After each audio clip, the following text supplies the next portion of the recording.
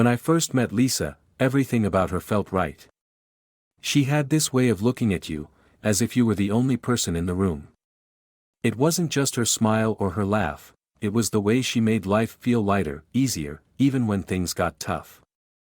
We met at a mutual friend's party. I wasn't even planning to go, but something told me to show up that night. Funny how fate works. Lisa was standing by the drinks table, talking with someone, and I couldn't help but notice her. She had this effortless charm, confident, but not intimidating. I walked up, introduced myself, and for the rest of the night, it was like we were in our own little world. I remember thinking, this is it. This is the kind of connection people talk about but rarely find. Before we get into it, if you're new to Wild Love Story, make sure to subscribe and turn on notifications. This channel is all about real-life tales that will leave you questioning everything you thought you knew about love. And trust me, this one will stay with you long after it ends. Over the next few months, our relationship blossomed. We couldn't get enough of each other, late-night calls, spontaneous road trips, lazy Sundays binge-watching our favorite shows. Lisa had a way of making even the smallest moments feel special. She was always full of ideas, always planning something exciting. And when I introduced her to my family, they loved her instantly. My mom even joked that Lisa was too good for me. One of the things I admired most about her was how driven she was. Lisa had been working her way up in a competitive company, and despite the long hours, she always found time for us. I used to tease her about how she could charm anyone, and she'd laugh and say, "Well, you fell for it, didn't you?"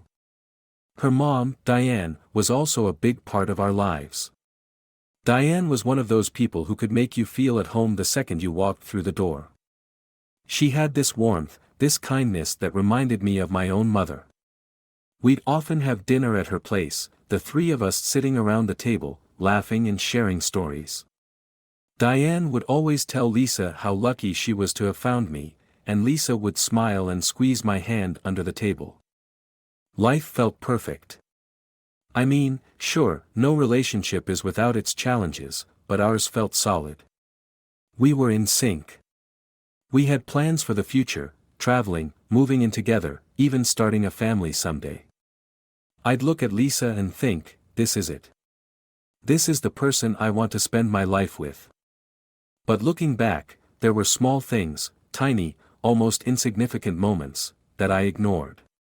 Things that didn't seem important at the time but now play in my head like warning signs I refused to see. Like the way she'd suddenly get quiet when her phone buzzed late at night, or how she'd brush off my questions about work, saying, "You wouldn't understand. It's just office politics." I told myself it was nothing. Everyone has their secrets, right? And in a good relationship, you trust your partner. You don't push too hard. At least, that's what I believed. I remember one night, about a year into our relationship. Lisa had just gotten back from a work trip. She seemed tired, more tired than usual, but she was still her cheerful self, telling me all about the meetings and the long flights. I noticed her phone buzzing on the kitchen counter, the screen lighting up with a name I didn't recognize, Ryan. She glanced at it, silenced the notification, and kept talking as if nothing had happened. I didn't think much of it at the time. I mean, everyone has coworkers, right? But something about the way she moved, just a little too quickly, a little too casually, stuck with me. Still, I pushed the thought away. Lisa loved me. I knew that. And I loved her. Relationships aren't about nitpicking every little thing. They're about trust, about giving each other space. So I let it go. And for a while, things stayed good. We celebrated our second anniversary with a weekend getaway to the mountains. I remember thinking, this is what happiness looks like. Lisa seemed genuinely happy, too, laughing, holding my hand, making plans for the future. There was no reason to doubt her, no reason to question anything. But life has a way of surprising you. Just when you think you have it all figured out, the cracks start to show. And those cracks, they were always there. I just hadn't noticed them yet. It started with small things, little moments that didn't sit right but were easy to dismiss. Like the time I called Lisa during her lunch break, and she didn't pick up. She always picked up, even if it was just to say she'd call me back. When I asked about it later, she said she had been in a meeting. No big deal, right? Everyone gets busy at work. But there was something in her voice, a hesitation I hadn't heard before. She quickly changed the subject, asking me how my day was. It was subtle, but it felt off. Then there were the late nights. Lisa had always been dedicated to her job, and I respected that. But suddenly, there were more urgent projects and last-minute deadlines. She started coming home later and later, sometimes well past midnight. I'd try to wait up for her, but more often than not, I'd fall asleep on the couch, waking up to find her slipping quietly into bed. I told myself it was just a busy season at work. After all, she was trying to get a promotion. It made sense, didn't it? Or at least, I wanted it to. One night, I decided to surprise her. She had mentioned she'd be working late again, so I thought I'd swing by her office with some takeout, just to brighten her evening. I drove over, parked outside, and waited for her to come out. But the minutes turned into hours, and she never showed. Eventually, I went inside, only to find the office completely dark. It was empty. She wasn't there. When I called her, she answered quickly, her voice cheerful and unbothered. "Hey, babe. What's up?" she said, as if nothing was wrong. I asked where she was, and she told me she was still at the office, wrapping up some paperwork. My stomach dropped, but I didn't say anything. I just didn't know what to say. That night, I couldn't sleep. I kept replaying her voice in my head, the way she sounded so calm, so sure of herself. I wanted to believe her. I really did. But something about it didn't add up. Why would she lie? And if she wasn't at the office, where was she? These questions swirled in my mind, but I pushed them down. I told myself I was overthinking, that I was letting my insecurities get the best of me. I didn't want to be that guy, the one who doesn't trust his partner for no reason. But the thing is, there was a reason. I just hadn't found it yet. A few weeks later, Lisa started texting more than usual. She'd always been on her phone a lot, scrolling through social media or chatting with friends, but this was different. She'd smile at her screen, then quickly put her phone away when I walked into the room. When I asked who she was texting, she'd laugh and say, "Just Sarah from work. We're talking about a project." It sounded harmless enough, but the way she avoided eye contact told a different story. I tried not to let it bother me, but one night, curiosity got the better of me. While Lisa was in the shower, I picked up her phone. I hesitated for a moment, feeling guilty for even thinking about snooping.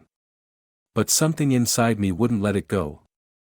I unlocked her phone, it wasn't hard, I knew her passcode, and went straight to her messages. At first, everything seemed normal. Chats with her mom, her friends, coworkers. But then I saw a thread labeled Ryan. My heart sank. Ryan was her boss. She had mentioned him before, usually in passing. He was the one assigning all the late-night projects, the reason she was working so hard. I clicked on the thread, my hands trembling. The messages started off innocent, work-related, nothing out of the ordinary. But as I scrolled further, the tone began to change. Flirty comments, inside jokes, even a few late-night texts about how much he appreciated her dedication. It wasn't explicit, but it was enough to make my chest tighten. When Lisa came out of the shower, I was sitting on the bed, her phone still in my hand. She froze, her eyes darting between me and the phone. "What are you doing?" she asked, her voice sharp. I told her I was just looking, that I had noticed she'd been texting Ryan a lot. She snatched the phone out of my hand, her face turning red. "You went through my phone. Are you serious right now?" She was angry, angrier than I had ever seen her. And in that moment, I felt like I was the one who had done something wrong. I tried to explain, but she wouldn't let me. She accused me of not trusting her, of invading her privacy. And maybe she was right. Maybe I had crossed a line. But deep down, I couldn't shake the feeling that I had every reason to. The next few days were tense. Lisa barely spoke to me, and when she did, it was curt and defensive. She said I was overreacting, that Ryan was just a coworker, nothing more. I wanted to believe her, but the doubt had already taken root.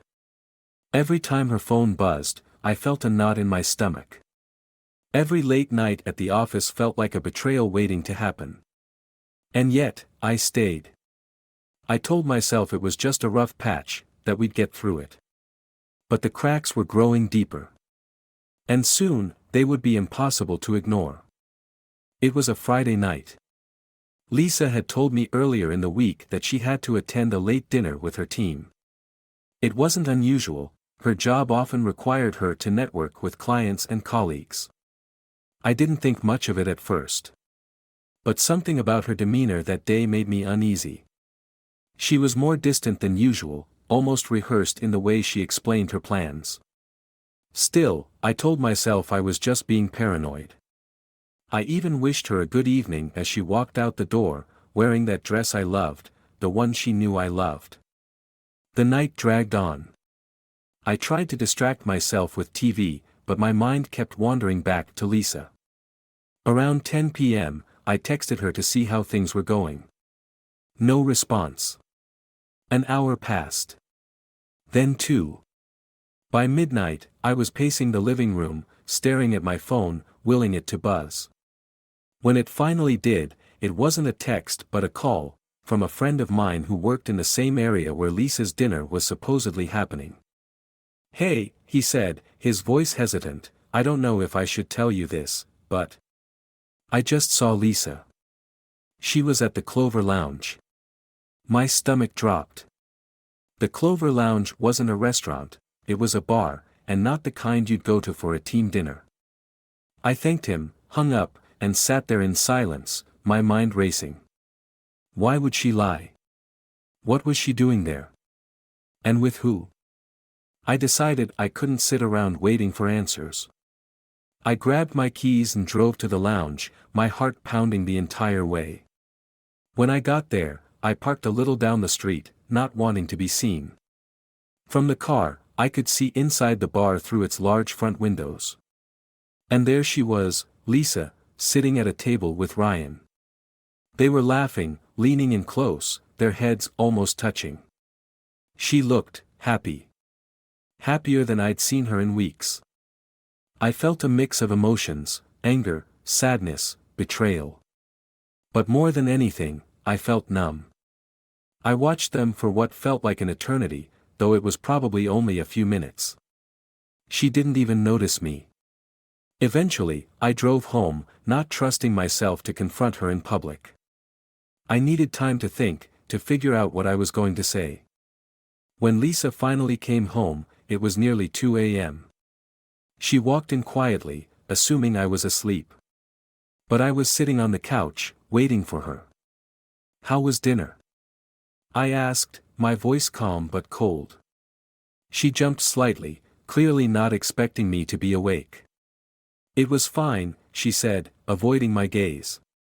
"Long, but good." I stood up, crossing my arms. "Was it a team dinner or just you and Ryan?" Her face froze. For a moment, she didn't say anything, and that silence told me everything I needed to know. "What are you talking about?" she finally said, her voice defensive. But I didn't back down. I told her what I had seen, that I knew she had lied to me. Lisa's reaction wasn't what I expected. She didn't deny it, didn't even try to come up with an excuse. Instead, she sighed and sat down, burying her face in her hands. "I didn't want you to find out like this," she said quietly. Her words hit me like a punch to the gut. I asked her how long it had been going on, and she admitted it had started a few months ago. At first, she said, it was just harmless flirting. But over time, it had escalated into something more. I couldn't believe what I was hearing. This was the woman I had planned a future with, the woman I trusted more than anyone. And now, she was sitting there, confessing to an affair like it was just another conversation. I asked her why. Why him? Why do this to us? She said she didn't know, that she never meant for it to happen. But her reasons didn't matter. Nothing she said could undo the damage. We argued for hours. I asked her if she loved him, if she wanted to be with him. She said no, that it was just a mistake, that she still loved me. But how could I believe her? How could I trust anything she said after this? By the time the sun came up, we were both exhausted, emotionally and physically. She begged me to give her another chance, but I couldn't give her an answer. I needed time to process everything, to figure out what I wanted. Over the next few days, I barely slept. I couldn't eat, couldn't focus on anything. My mind kept replaying the image of her with Ryan, the sound of her voice admitting to the affair. I wanted to believe that we could move past it, that we could fix what was broken. But every time I looked at her, all I saw was betrayal. And the worst part? She still had to work with him. She promised me it was over, that she would keep things strictly professional. But how could I be sure? How could I trust her when she had already proven she could lie so easily? It felt like my whole world had been turned upside down. The woman I thought I knew, the life I thought we had, it was all a lie. And yet, I couldn't bring myself to leave. Not yet. Part of me still wanted to believe in her, in us. But deep down, I knew things would never be the same. For the next few weeks, things between Lisa and me were tense, to say the least. She was doing everything she could to fix things, leaving me notes, cooking my favorite meals, constantly telling me how much she loved me and regretted what had happened. But I couldn't shake the feeling that it was all too little, too late. Every time she said she loved me, I wondered if she had said the same thing to Ryan. Every time she touched me, I couldn't help but think about the moments she had shared with him. It was like her betrayal had poisoned every part of our relationship. I tried to keep things together, for both of our sakes. But the anger was building inside me, like a fire I couldn't control. I wasn't just hurt, I was furious. Furious at Lisa for betraying me, at Ryan for crossing a line, and, if I'm honest, at myself for not seeing it sooner. That anger became impossible to ignore. I needed an outlet, something to help me feel like I had some control over the situation. And that's when the idea of revenge started to creep into my mind. It wasn't something I planned right away.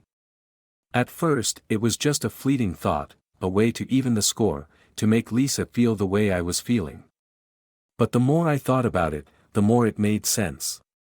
If she could betray me without a second thought, why should I hold myself back? If our relationship was already broken, why not take back some of the power I had lost? That's when I remembered Diane, Lisa's mom. Diane and I had always been close, maybe even too close, now that I think about it. She was warm, understanding, and had always treated me like family. Over the years, we had built a bond that went beyond the typical boyfriend meets the parents dynamic.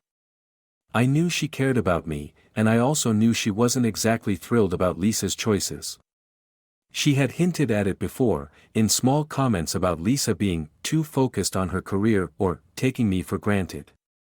At the time, I brushed it off as motherly concern. But now, those comments seemed to carry a different weight. I started visiting Diane more often. At first, it was under the guise of needing someone to talk to, someone who understood what I was going through. And Diane, being the kind and empathetic person she was, welcomed me with open arms. She listened as I poured my heart out, telling her about Lisa's affair, how broken I felt, how lost I was. She was shocked, of course, but she didn't try to defend Lisa.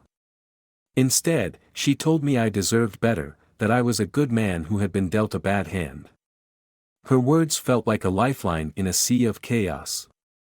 Over time, our conversations became more frequent, more personal. Diane started sharing things about her own life, her struggles, her regrets, her frustrations with Lisa's behavior. It was like we were both finding solace in each other, two people hurt by the same person in different ways. And as much as I hate to admit it, there was something comforting about her attention, her presence.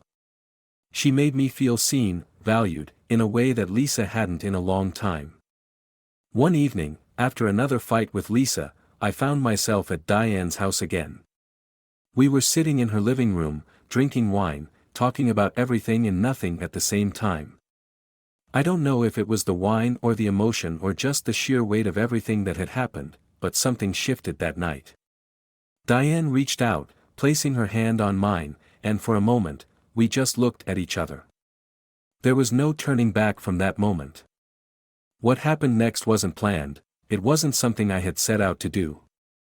But in that moment, it felt like the only thing that made sense. Diane and I crossed a line that night, a line I never thought I'd cross. It was messy, emotional, and, if I'm honest, more about the pain we were both feeling than anything else. It wasn't love, not in the way people think of love. It was something darker, something rooted in anger and hurt and the need for validation. And when it was over, I didn't feel regret. I felt satisfied. Like, for the first time in weeks, I had taken control of the narrative. The next morning, Diane and I had an unspoken agreement not to talk about what had happened. She seemed as conflicted as I was, but neither of us wanted to address it. I went home, half expecting Lisa to notice something was different, to ask where I had been. But she didn't. She barely looked up from her laptop when I walked through the door, muttering something about a deadline she needed to meet. And that's when I realized just how far apart we had grown. Over the next few days, I couldn't stop thinking about what had happened with Diane. Part of me felt guilty, not for what I had done, but for how easy it had been. Another part of me felt justified, like I had finally balanced the scales. Lisa had taken something from me, and now I had taken something from her. It didn't erase the pain, but it dulled it, made it easier to breathe. And as wrong as it was, I couldn't bring myself to regret it. But I also knew this was just the beginning. What had started as a moment of revenge was quickly spiraling into something much bigger, something I wasn't sure I could control. And as much as I tried to convince myself otherwise, I knew there would be consequences. The question was, how far was I willing to go before those consequences caught up with me? At first, it felt like I had control, like I was the one steering the ship for the first time in weeks. But life has a way of reminding you that control is just an illusion. The consequences didn't come all at once. They crept in slowly, one by one, until they were impossible to ignore. The first crack appeared when Diane started texting me more frequently. It wasn't just the occasional check-in or friendly message anymore. Her texts became longer, more personal, and increasingly filled with questions that I wasn't sure how to answer. "What are we doing?" she asked one night. "Does this mean anything to you?" I stared at the message for what felt like hours, my mind spinning. Did it mean anything? Did I even know what I wanted? I told myself it was just a fling, a way to cope with the pain Lisa had caused. But it was becoming clear that Diane was seeing it as something more. And then there was Lisa. She had no idea, of course, not yet. But I could feel the guilt creeping into our interactions. Every time she smiled at me, every time she tried to make things right between us, I felt a knot in my stomach. She was trying so hard, and part of me wanted to forgive her, to let go of the anger and start over. But how could I, when I was keeping my own betrayal hidden from her? The irony wasn't lost on me. The very thing I had hated her for, I had now done myself. Things came to a head one Saturday afternoon. Lisa had invited her mom over for lunch, something we hadn't done in months. I should have seen it coming. I mean, how could we all sit at the same table and pretend everything was normal? But I didn't say anything. I went along with it, hoping I could fake my way through the afternoon. When Diane arrived, I could barely look at her. She, on the other hand, seemed completely at ease, as if nothing had happened between us. Maybe she was better at this than I was. Or maybe she was just used to hiding things. The lunch was tense, to say the least. Lisa chatted away, oblivious to the awkwardness between Diane and me. At one point, Diane made a comment about Lisa's work-life balance, and Lisa snapped back, accusing her mom of being too critical.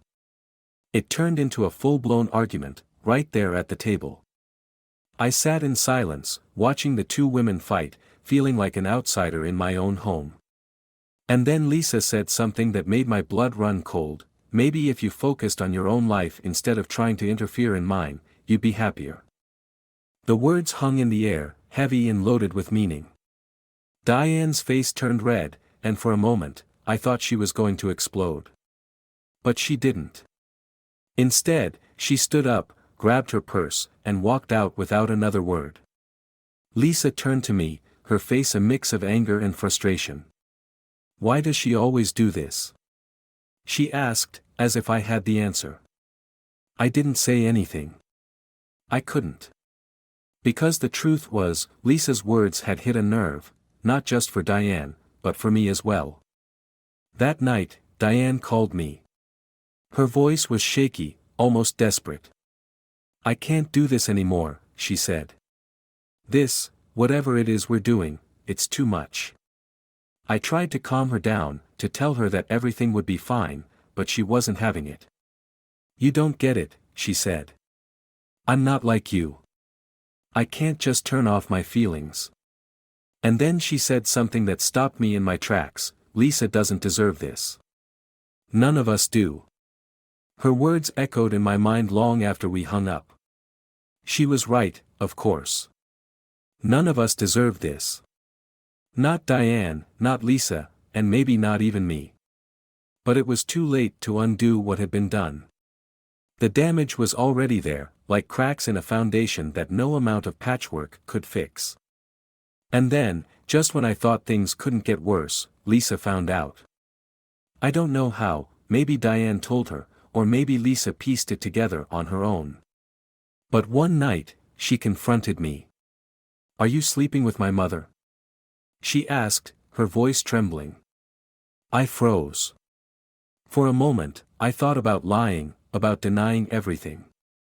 But what was the point? The truth was written all over my face. Lisa's reaction was explosive. She screamed, she cried, she threw things across the room. I tried to explain, to tell her that it wasn't what she thought, but she didn't want to hear it. "You're disgusting," she said, her voice full of venom. "I trusted you, and you do this?" Her words cut deeper than I expected. I had thought I was ready for this moment, that I had made peace with the consequences of my actions. But I wasn't. Seeing the pain in her eyes, hearing the hurt in her voice, it was almost unbearable. She stormed out that night, slamming the door behind her. I didn't follow her. What would have been the point? I knew there was no coming back from this, no way to fix what I had broken. All I could do was sit there, alone, and face the reality of what I had done. The revenge that had once felt so satisfying now felt hollow, meaningless. I had hurt Lisa, hurt Diane, and in the process, I had destroyed whatever was left of the life I thought I wanted. In the days that followed, everything fell apart. Lisa moved out, taking most of her things with her. Diane stopped answering my calls. And me? I was left with nothing but the wreckage of my own choices.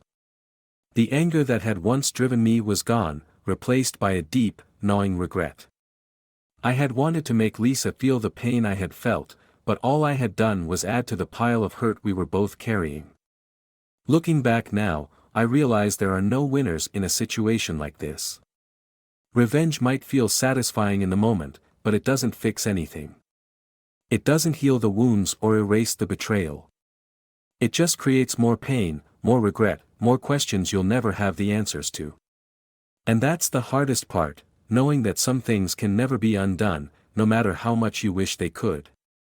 After Lisa left, the silence in the apartment was deafening. Every corner of the place felt like it held a memory, a moment from a life I had managed to ruin. The couch where we used to cuddle during movie nights.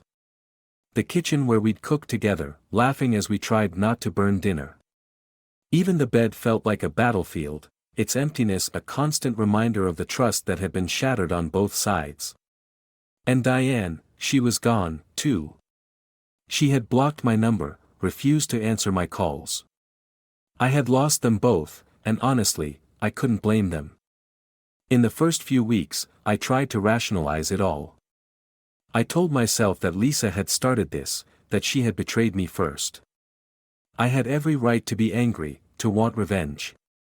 But the truth was, my actions didn't fix anything. They didn't make the pain go away. If anything, they just added another layer of guilt and regret to the mess. I had hurt two people I cared about deeply, and for what? A momentary sense of power? A fleeting sense of justice? It wasn't worth it. It never could be. I spent a lot of time alone, replaying everything in my head. What if I had handled things differently? What if I had confronted Lisa the moment I suspected something was wrong, instead of letting my anger fester? What if I had chosen to walk away, to leave her and Ryan to their mess and focus on building a life for myself? These questions haunted me, but they didn't change anything. The past was the past, and no amount of reflection could rewrite it. Eventually, I decided I needed to make some changes. The apartment was the first to go. There were too many memories there, too many ghosts. I found a smaller place on the other side of town, somewhere that didn't remind me of Lisa or Diane. It wasn't much, but it was a start. I also started going to therapy, a decision I wish I had made sooner. For the first time, I had someone to talk to who wasn't emotionally involved, someone who could help me unpack the anger, the hurt, the choices I had made. Therapy wasn't easy. There were a lot of uncomfortable truths I had to face about myself, about my need for control, about the way I let my emotions dictate my actions. But it was also freeing. For the first time, I started to understand that my pain didn't justify my actions. Lisa's betrayal had hurt me, yes, but my response had only perpetuated the cycle of pain. I had taken my anger out on her and Diane, and in the process, I had lost sight of the person I wanted to be. One of the hardest things to come to terms with was the realization that I had hurt Diane as much as I had hurt Lisa, if not more. Diane had been vulnerable, dealing with her own issues, and I had taken advantage of that. I had used her as a pawn in my game of revenge, and in doing so, I had broken her trust and her heart.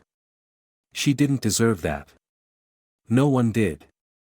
If I could apologize to her now, I would. But some bridges are burned too completely to ever be rebuilt. As for Lisa, I don't know where she is now. We haven't spoken since the night she walked out. Part of me hopes she's found happiness, that she's learned from this the same way I have. Another part of me knows that our relationship was doomed the moment trust was broken. Even if we had stayed together, the wounds would have been too deep to heal. I hope she's moved on, though. I hope we both have. Looking back, there are so many things I wish I had done differently.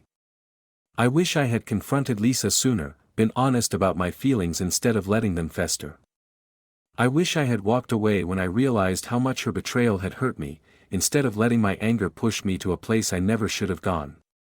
And most of all, I wish I had remembered that revenge doesn't heal wounds, it only makes them deeper. If there's one thing I've learned through all of this, it's that pain is inevitable, but how you respond to it is what defines you. Betrayal hurts, but it doesn't have to define your actions or your future. I let my pain control me, and it cost me everything. That's a mistake I'll carry with me for the rest of my life. But it's also a lesson, one I hope I never have to relearn. So, if you've made it this far, I hope my story serves as a cautionary tale. If you're ever faced with betrayal, if someone ever hurts you in a way you didn't think was possible, take a moment to breathe. Don't let your anger consume you. Don't let it turn you into someone you're not. Because in the end, revenge doesn't fix anything. It just leaves more broken pieces for you to pick up. Thank you for listening. If you found this story meaningful, or if it resonated with you in any way, please consider subscribing and turning on notifications. This channel is all about exploring the messy, complicated realities of love and relationships, and I'd love to have you join the conversation. Until next time, take care of yourselves, and remember, love is never perfect, but it should never be cruel.